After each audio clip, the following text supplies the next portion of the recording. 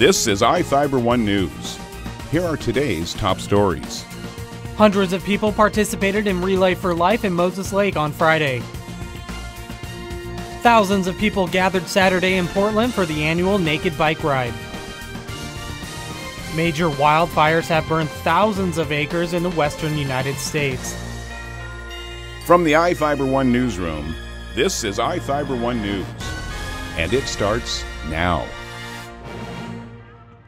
Hope was the message Friday night as hundreds participated in Relay for Life in Moses Lake. About 250 people walked through the night in a fundraiser that's been held in Moses Lake for 29 years. The relay kicked off Friday evening with opening ceremonies, including guest speaker Mike Leadham, a registered nurse at Samaritan Hospital who talked about how a co-worker's battle with cancer has left a lasting impact. Her getting cancer was a total shock, and I felt a piece of me getting lost. She had endured so much misery and emotion fighting cancer, beating it not once but 3 times. I felt honored to spend this small amount of time honoring her. The first lap also honored cancer survivors as other participants lined the track cheering and offering encouragement. Luminarias that lined the track were lit up at 10 p.m. as participants walked silently, honoring and remembering loved ones lost to cancer. The annual event raised about $50,000, with more donations still to be counted. All proceeds benefit the American Cancer Society. This is Joe Utter for iFIBER 1 News. It's my big wheel. They came. This is Pegasus, the flying horse. With more than just bikes, ready for the heat. I actually got a water bottle here. And the 7-mile bearskin bicycle procession through the streets of Portland. This is going to definitely be a little different with all of us sweating together. This is Audrey's second time to join the World Naked Bike Ride.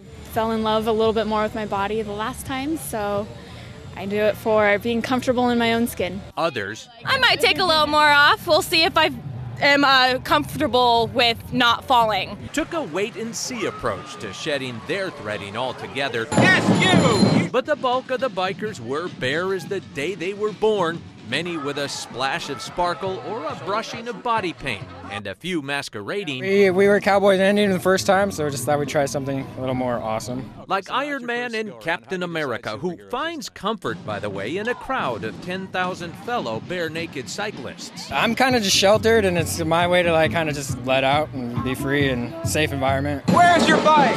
All of them pedaling as only Portlanders can, soaking up the rare chance to go raw while rolling down the street in unseasonable summer heat. I'm sure we'll be fine, but we brought lots of hydration. It's saying, bodies are just bodies, and it's okay to be around and be comfortable in your skin.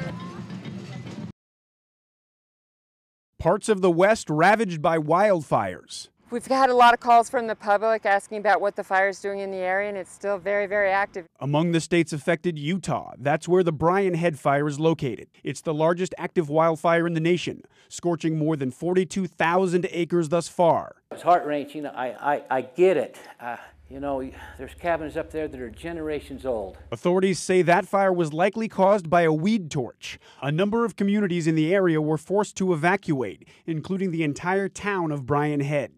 Residents there are keeping their fingers crossed. I just hope I can go back to rotten food in the freezer and the refrigerator stinks like, oh, get out. It'd be nice if those things are still there to have to deal with. More than 1,100 firefighters are in Utah with dozens of engines and helicopters. Local forecasters say thunderstorms are possible on Monday, and that could play a factor with the fires. We're looking at another change in weather patterns, so a shift in winds, bringing some erratic winds with it, so tactics are changing accordingly. 17 other fires are also being fought across Arizona, California, New Mexico, Nevada, and Oregon. I'm Reed Binion reporting. From the iFIBER 1 Weather Center, I'm Jeff Slakey taking a look at this week's forecast in the Basin. Near 100 for your Monday, then cooling off Tuesday, upper 80s, mid-80s for Wednesday, back into the 90s and mid-90s through the rest of the weekend into the weekend. Clear skies, but starting to cool off a little bit for the 4th of July holiday. For iFIBER 1, I'm Jeff Slakey. This is iFIBER 1 News. For more information on these stories and other news, visit us online at iFiber1.com or check us out on Facebook.